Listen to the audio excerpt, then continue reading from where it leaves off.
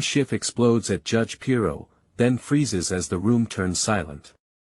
The clinking of coffee mugs and rustling of papers gave way to a low murmur in the grand hearing room of Capitol Hill. The chandeliers above gleamed like quiet stars, bearing witness to the growing tension simmering beneath the surface of civility.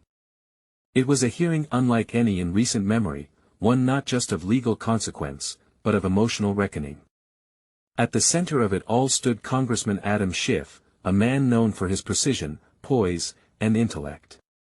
But today, his nerves were frayed.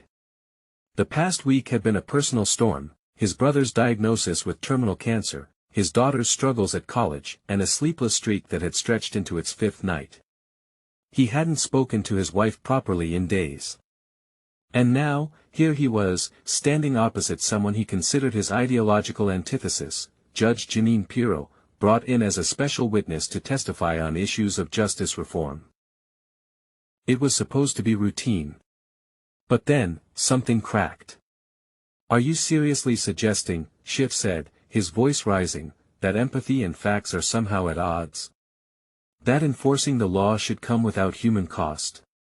Pirro, calm and composed in her signature purple suit, didn't flinch. "Congressman, I'm saying that justice must be blind.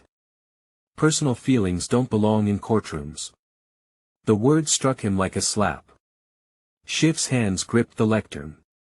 "Tell that to the single mother who watched her son sentenced to 15 years for stealing a sandwich because he missed a court date," he snapped. "Tell that to the veteran sleeping in alleys while hedge fund criminals walk free." The room stilled. Cameras clicked.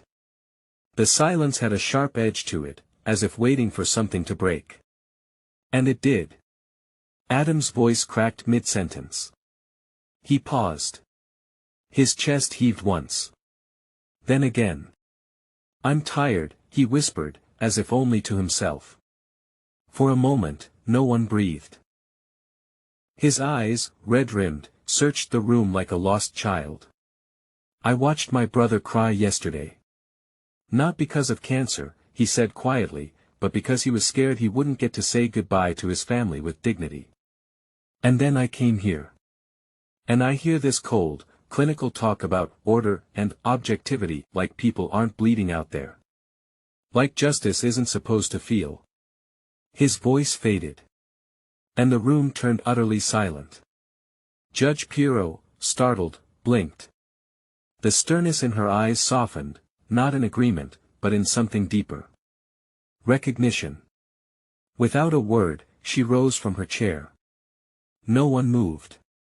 She walked slowly toward Schiff, the silence parting before her like a tide.